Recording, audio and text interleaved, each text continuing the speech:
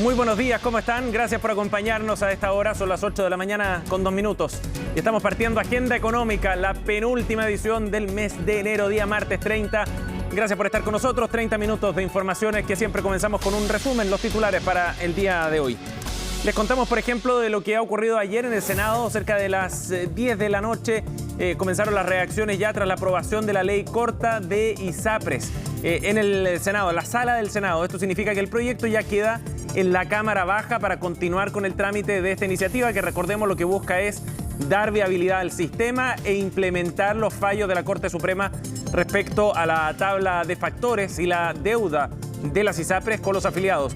El proyecto, de todas maneras, probablemente tenga más instancias que las políticas solamente en la Cámara Baja, porque el gobierno y algunos parlamentarios harán reserva de constitucionalidad respecto a algunos de los temas. ¿Cuál es el más controvertido?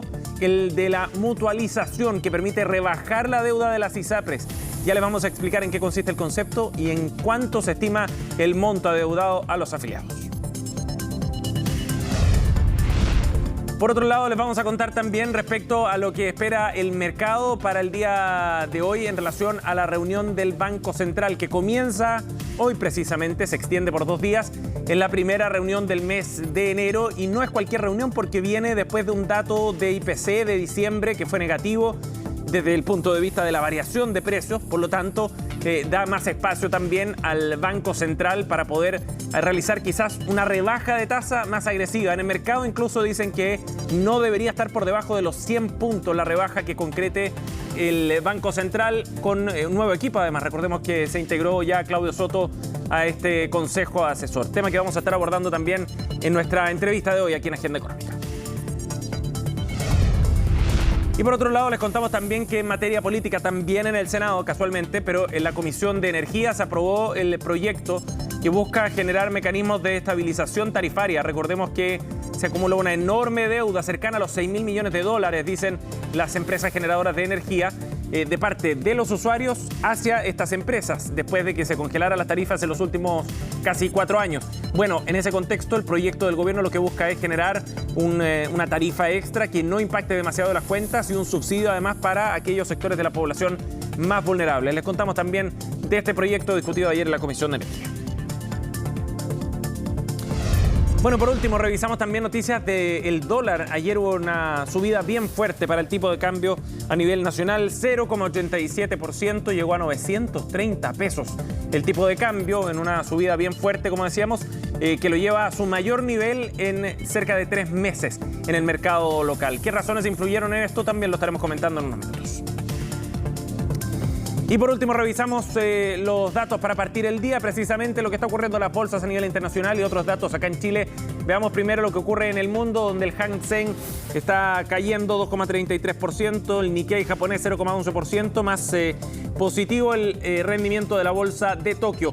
En Europa también van en una línea similar, con un alza de 0,53% para el Eurostoxx, que pondera varias bolsas europeas, y Londres, por otro lado, subiendo 0,61%. Los números del mercado local los revisamos a continuación también. Ya les contábamos que el tipo de cambio llegó a los 930 pesos el día de ayer. El IPSA, por otra parte, subió, no mucho, pero lo suficiente para sostener esta posición sobre los 6.000 puntos. Llegó a los 6.064. La UF hoy día se cotiza en 36.738 pesos. Y lo último, el cobre tiene un valor de $3,88 la libra en el mercado en Londres. Bien, vamos de inmediato entonces al detalle. Ya les contábamos que ayer en el Senado se aprobó esta ley corta de ISAPRES después de un trámite que no fue nada fácil. Estaban con el tiempo en contra, en todo caso, los senadores, considerando que el proceso se ha demorado mucho y hay un plazo que estableció la Corte Suprema para la implementación de los fallos en torno a la tabla de factores y a la devolución de montos asociados a los excesos de cobro que hicieron las ISAPRES a los afiliados. Bueno, vamos a revisar el detalle, cuáles son los rasgos principales de esta ley corta que ahora queda en manos de la Cámara Baja. Ojo, que queda un proceso bien largo y probablemente el proyecto vaya a cambiar mucho. Pero, ¿cómo se despacha desde el Senado? Bueno, con la mutualización de la deuda. Este es un concepto clave impulsado por la oposición, por Chile Vamos y Demócratas, que permite generar mecanismos de solidaridad dentro del sistema que bajan la deuda calculada por parte de las ISAPRES. Recordemos que el gobierno había estimado, la Superintendencia de Salud en realidad, había estimado 1.180 millones de dólares de deuda. Con este concepto de la mutualización, esa deuda cae a 451 millones de dólares que pagarían las ISAPRES. Es uno de los temas más controvertidos. Vamos a escuchar reacciones luego que profundizan en ese tema. Por otro lado, se aprobó también un alza fundada del precio base. Es decir, las ISAPRES, después de todo este proceso, podrían subir los planes hasta en un 40%, decían algunas estimaciones de las ISAPRES, pero los senadores pelean la idea de que se establezca un tope, un techo de alza de precio base a futuro para no perjudicar en definitiva a los afiliados. Y por último, se aprobó también el fortalecimiento de FONASA, algunos de los rasgos, como decíamos, más relevantes de esta ley corta, que lo que busca es aplicar el fallo de la Corte Suprema en estas materias. Escuchemos reacciones primero de las autoridades del gobierno, la ministra Jimena Aguilera, luego el superintendente de pensiones, Víctor Torres. Vamos a seguir la discusión en la Cámara de Diputados. El ministro Elizalde ya planteó que vamos a hacer reserva constitucional de aquellos elementos que eran inadmisibles y que fueron votados. Por lo tanto, esto es una primera etapa. Estamos, como digo, satisfechos de lo que hemos logrado, particularmente de la aprobación de la modalidad de cobertura complementaria de FONASA, que permite tener mejores opciones para los asegurados de FONASA en el uso del prestador privado y la posibilidad de contratar voluntariamente coberturas con aseguradoras privadas para el uso justamente del prestador privado. Así que tiene elementos que, por cierto, como en todo proyecto de ley que sigue su tramitación, tenemos que seguir perfeccionando. La única certeza que tenemos es aquello que se traduce de la lectura literal del fallo, por cuanto hoy día todavía este proyecto de ley está en tramitación. Cualquier elemento que modifique aquello habrá que verlo una vez que termine entonces este trámite. Ya sabemos que se ha aprobado una norma del 7% que va a permitir modificar el cálculo original. Se dio una segunda cifra de alrededor de 1.160 millones de dólares, si mal no recuerdo. La mutualización sabemos que baja de manera sustantiva también ese cálculo, pero hay que esperar claramente qué es lo que ocurra una vez que finalice precisamente el trámite en la Cámara de Diputados y en el Congreso en general. Claro, porque en la Cámara de Diputados hay una visión muy distinta respecto a este proyecto y han planteado duras críticas también sobre la forma en la que se tramitó la iniciativa en el Senado. De hecho, hablaban de un secuestro de este proyecto. Bueno, hablemos de esta idea de la mutualización, que aparece sin duda como el factor más relevante y el que será más discutido también en la Cámara Baja, en la Cámara de Diputados. El concepto de mutualización a lo que apunta fundamentalmente es a generar o ratificar más bien estos mecanismos de solidaridad en el cálculo de la deuda. Recordemos que la Corte Suprema no estableció el mecanismo para realizar ese cálculo y por eso ha habido tanto debate en torno a este tema. Para el cálculo de la deuda, entonces, dice el proyecto, cada ISAPRE tendrá que calcular la totalidad de los contratos que administraba el 30 de noviembre de 2022, la diferencia entre el monto que efectivamente se cobró y lo que se hubiese cobrado si todos los afiliados hubieran empleado la tabla única de factores. 23 votos a favor de esta iniciativa, 20 en contra, sobre todo del oficialismo. Los votos a favor fueron de Chile Vamos y Demócratas. De esa forma se aprobó este controvertido punto. Escuchemos reacciones sobre esta idea. El senador Juan Luis Castro del PS, luego Sergio Gaona de la UDI. Desgraciadamente, en dos normas que son directamente de afectación al bolsillo de los afiliados, se han dado dos reveses que la verdad son un daño que debe volver a reposicionarse en el trámite que viene en la Cámara de Diputados por la mixta. Me refiero aquí. La llamada mutualización, que efectivamente era un tema de opinión, era un tema que se había propuesto por algunos. Sin embargo, si hablamos derechamente, significa bajar a un tercio la deuda que tienen las ISAPRES con las personas. Bajamos de 1.100 millones a 400 millones. Para que hablemos en castellano.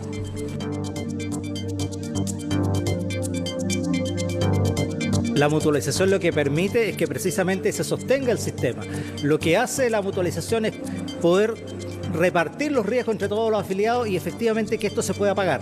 No sacamos nada con tener una deuda gigantesca, como pretendía el gobierno, de más de casi 1.200 millones de dólares y después les tenemos que subir el precio de los afiliados en hasta casi un 40%. ¿Qué hace la mutualización? Permite acotar las obligaciones de tal manera que el ajuste a precio que ha propuesto el gobierno a los planes de salud sea lo más mínimo posible. Por lo tanto, aquí hay una suerte de compensación.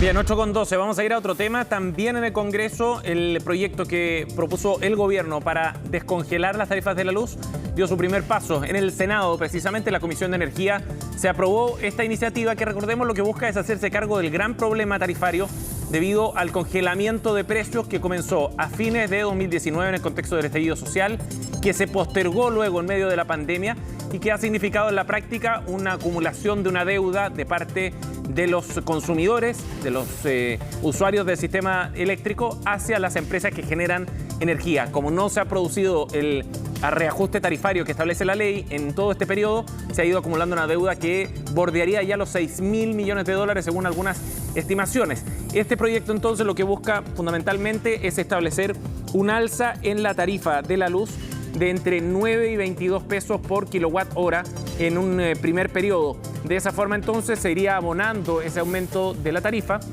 directamente a la deuda que tenemos los usuarios del sistema, en definitiva, con quienes generan energía. El proyecto además establece un subsidio focalizado en los 850.000 clientes más vulnerables a lo largo del país y de esa manera entonces se evitaría un aumento de tarifas duro como el que ha proyectado la Comisión Nacional de Energía, que podría haber llegado incluso a ciertos tramos a los que consumen más energía hasta en un 80%. Es un camino viable, decía ayer el senador Juan Luis Castro del Partido Socialista, para poder abordar este tema. De todas maneras, hay algunas críticas respecto al monto de subsidio. Luce Bensberger, senadora de la UDI, ha planteado que de los 120 millones de dólares destinados a este tema podría aumentarse a 200 millones de dólares para extender la vigencia de dicho subsidio. De todas maneras, el debate continuará en la sala del Senado.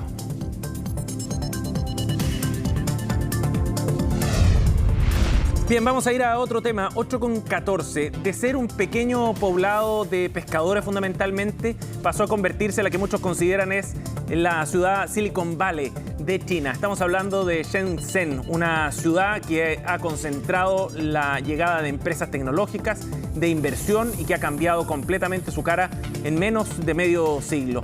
En ese sentido, el viaje que realizó Federico Molina nos permite mostrarles a ustedes los avances de una ciudad que va a la vanguardia tecnológica.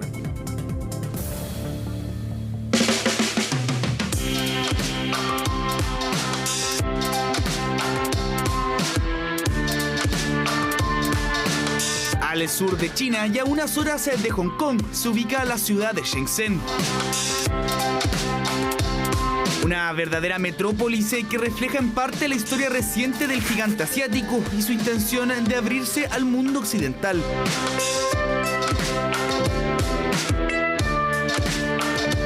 Es también la ciudad de Shenzhen, en donde el desarrollo de la tecnología se ha desarrollado tanto como en la electromovilidad como en la ciudad en general.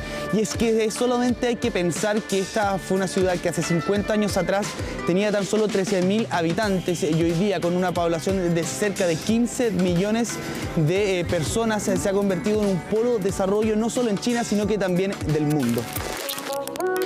Llamada la Silicon Valley, China cuenta hoy en día con una población cercana a la de nuestro país y con un PIB per cápita de unos $27.000, lo que muestra en parte su poder económico. Shenzhen es ahora mismo el lugar más vibrante a nivel tecnológico, cultural y económico de toda China, te diría.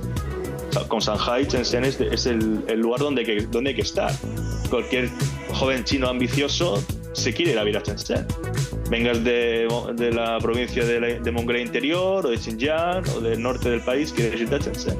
Así que vemos enfrente de nosotros es un panorama habitual aquí en Shenzhen, construcciones de mega edificios prácticamente en toda la ciudad. Grandes empresas de todo el mundo han tomado la determinación de venir aquí hasta este sector de China para poder instalar sus oficinas, convirtiéndose en un polo financiero y económico muy importante en el mundo.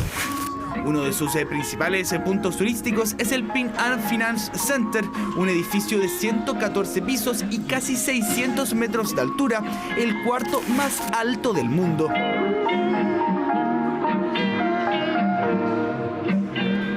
también es conocido por sus mercados. Estamos en el distrito de Wangyangpeng, uno de los lugares en donde se puede encontrar tecnología. La variedad de tiendas es realmente impresionante, es una de las más grandes del mundo. Podemos ver aparte del movimiento, son cerca de las 7 de la tarde ya, y hay mucho movimiento en las calles de Shenzhen, en todos estos locales en donde se puede encontrar prácticamente de todo: drones de primera tecnología, baterías externas, cables de todo tipo, audífonos y todo, con un precio que puede ser conversable.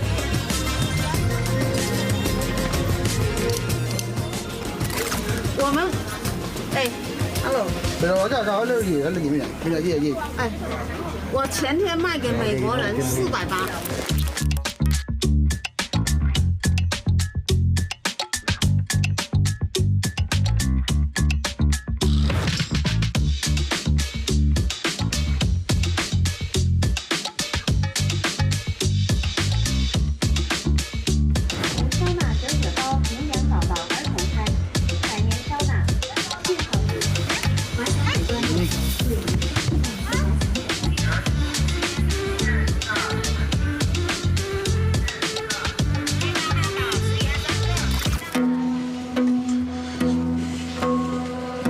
Si bien Shenzhen no es de los principales polos turísticos que tiene hoy en día China, conserva lugares como este, el 24 Instituto de Historia, que trata de conservar lo que alguna vez fue un pueblo pesquero y que hoy día se convirtió ya en uno de los orbes más importantes en cuanto a tecnología y producción para el gigante asiático.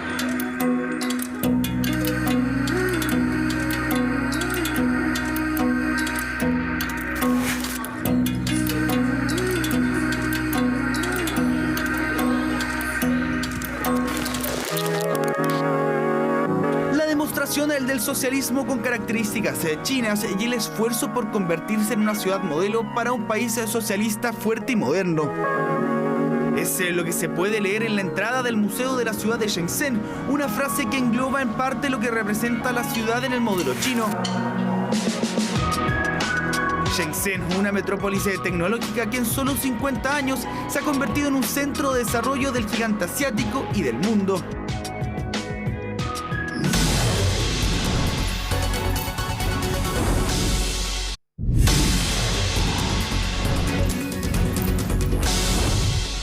Bien, estamos de vuelta, seguimos en Agenda Económica 8:22 y queremos adelantar lo que viene hoy y mañana en la reunión del Banco Central, del Consejo del Banco Central, en la que se espera un recorte de tasa importante. Vamos a conversar de este tema junto a Sergio Lehmann, economista jefe de Banco BCI. Gracias por estar con nosotros, Sergio.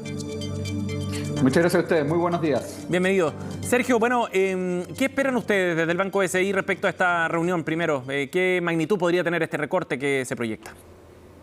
Nosotros estamos esperando un recorte de 100 puntos base en la tasa de política en Chile, y eso tiene que ver con una caída de la inflación que ha sido algo más rápido de lo previsto. Estamos viendo que también el ajuste de la economía se ha completado. Hay distintos indicadores que así lo sugieren, digamos, con una caída del consumo durante 2023 que fue especialmente importante. Por lo tanto, vemos que hay espacio para que el Banco Central acelere el ritmo de las rebajas respecto a lo que fue la última reunión de política monetaria. Ajá, ¿podría ser mayor a eso, Sergio? No es descartable, por cierto, digamos, pero creemos que dado particularmente, ¿no es cierto?, la evolución que ha tenido el tipo de cambio, algo hacia arriba, ¿no es cierto?, durante las últimas semanas, a propósito, ¿no es cierto?, de una apreciación del dólar a nivel global, pero también recogiendo precisamente este diferencial de tasa entre Chile y Estados Unidos, creemos que, ¿no es cierto?, 100 puntos base es una medida adecuada. Recordemos que hace algunas reuniones atrás el Banco Central manifestó preocupación por el tipo de cambio, digamos, y por eso probablemente, ¿no es cierto?, eso lo va a sostener con un grado, digamos, de mayor cautela. Claro. Ahora, lo que está pasando con el tipo de cambio, ¿por qué es importante, Sergio? Básicamente porque el tipo de cambio, en definitiva, tiene un impacto importante sobre los precios de transables, digamos, precios que son importados desde el exterior. Y por lo tanto, cuando el tipo de cambio tiende, ¿no es cierto?, a subir, los precios de los productos importados tienden también entonces a moverse en esa dirección, y eso pudiese generar alguna tensión, digamos, alguna presión en general en los precios de la economía.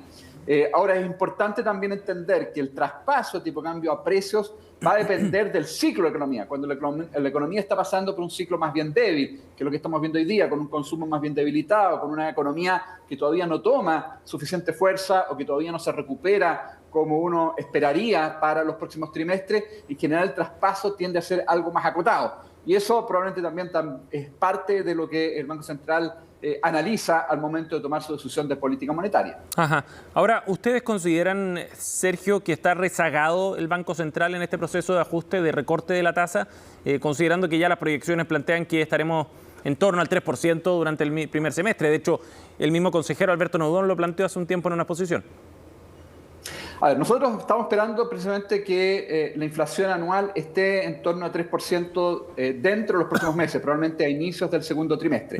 Ahora, hay que entender, ¿no es cierto?, que los bancos centrales en general son especialmente cautos. No son simétricos respecto, digamos, a una inflación que tiende a ir por sobre la meta versus, ¿no es cierto?, uno que va bajo la meta, es decir, son asimétricos en materia, ¿no es cierto?, de sesgo respecto, ¿no es cierto?, a la inflación, y por lo tanto tienden a ser mucho más cautos, básicamente porque las inflaciones altas son muy costosas, son, ¿no es cierto?, muy importantes en términos de impacto sobre el poder adquisitivo de la familia, y una inflación más baja en general tiene menos costos, digamos, o al menos así es percibido por la población. Por lo tanto, en esa línea yo creo que no hay que sorprenderse respecto, ¿no es cierto?, a esta mirada siempre más cauta que tienen los bancos centrales. El Banco Central de Chile en particular creo que ha sido especialmente exitoso en reducir la inflación, digamos, en llevarla, ¿no es cierto?, hacia la meta de 3%, y creo que en ese sentido el marco de política, digamos, la forma en la cual actúa el Banco Central, con algunos déficits comunicacionales en algunas reuniones, creo que ha estado en línea con lo que uno esperaría.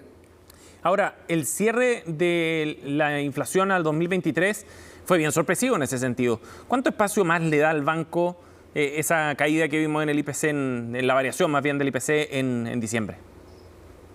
Efectivamente fue bien sorpresivo, fue un número negativo bien marcado, digamos, a menos 0,5%, pero que respondió fundamentalmente a factores que son de carácter más bien transitorio. De hecho, particularmente para la inflación de enero estamos esperando un 0,4%, es decir, parte de los precios que bajaron con mucha fuerza en diciembre tienden, digamos, a recuperarse en el mes de enero, pero eso no cambia el panorama en el sentido de que la inflación está descendiendo algo más rápido de lo previsto, eso no cambia. Es algo más bien puntual también, que tiene que ver con este ajuste más bien técnico que uno reconoce en los precios, pero hacia adelante efectivamente vamos a seguir viendo inflaciones más bien bajas, digamos. Y como comentábamos, una inflación que va a estar rápidamente en 3%. Y de hecho, si uno elimina aquellos componentes que son más volátiles, alimentos y energía, y ciertos precios que tienen muchas fluctuaciones mes a mes, como es precio de pasaje aéreo, paquete turístico, la inflación en 12 meses va a estar algo bajo de 3% durante buena parte de este año, digamos, reconociendo entonces precisamente que este ajuste de la economía se ha completado.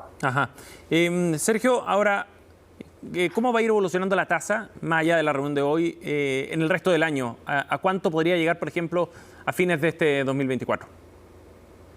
A ver, como bien decía, hay espacio para bajas a un mayor ritmo. Nosotros estamos esperando que la siguiente reunión, que es en abril, va a volver a repetir la misma dosis de 100 puntos base y luego va a ir moderando, digamos. Y en esa línea nosotros estamos esperando que hacia fin de año la tasa de política esté en 4,5% y a inicios del 2025 en 4%, que es la estimación de la tasa neutral, que es la misma, ¿no es cierto?, que el propio Banco Central ha señalado, digamos, como la tasa de equilibrio. Creemos que va a entonces seguir avanzando en esa línea y eso va a ir permitiendo que el consumo, la demanda interna, vaya gradualmente recuperándose durante el año.